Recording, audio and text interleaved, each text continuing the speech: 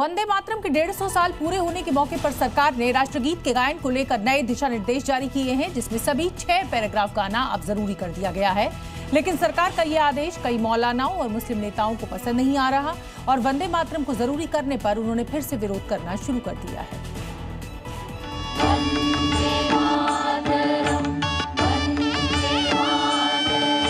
दबाव के जरिए, प्रेशर के जरिए वंदे मातरम लाजिम करना चाहती है।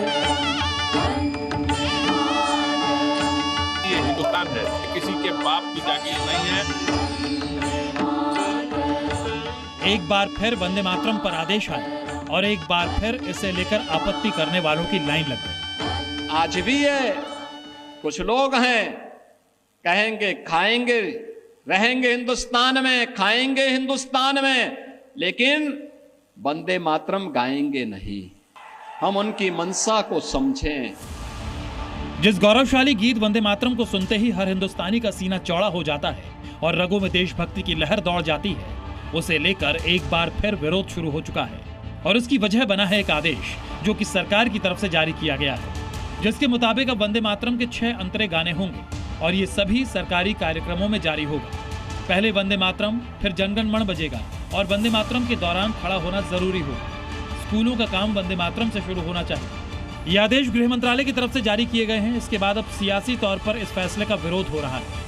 ये हिंदुस्तान है, किसी के बाप की जागीर नहीं है और हिंदुस्तान के हर नागरिक ने, उसके पुरखों ने देश की स्वतंत्रता के लिए संघर्ष किया और सबके सामूहिक संघर्ष से आज देश स्वतंत्र हुआ है। अब जिन लोगों ने एक उंगली भी नहीं कटाई, आज वही लोग अपने को बड़का देशभक्त का लाइसेंस चाहते हैं।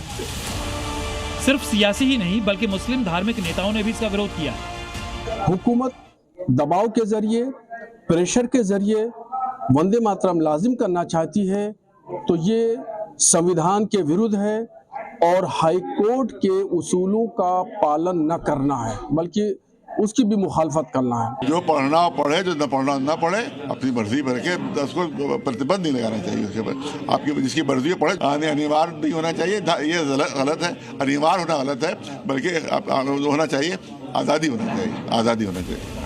वंदे मातरम का ये विवाद नया नहीं है। जब भी राष्ट्रगीत की बात आती है, मजहबी ठेकेदारों को इस्लाम खतरे में दिखने लगता है और तर्क देने लगते हैं कि मुस्लिम समुदाय सिर्फ अल्लाह के आगे झुकता है। वंदे मातरम में हिंदू देवी देवताओं का गुणगान है, वंदे मातरम में भारत माता की पूजा का जिक्र है और कुछ ऐसा ही अब भी किया जा रहा है। लेकिन सवाल उठता है कि देश के गीत से भाईजान क्यों भयभीत है? वंदे मातरम गाने में आखिर दिक्कत क्या है और क्यों राष्ट्रगीत को मजहब के चश्मे से देखा जा रहा है? ब्यूरो रिपोर्ट, जी मीडिया।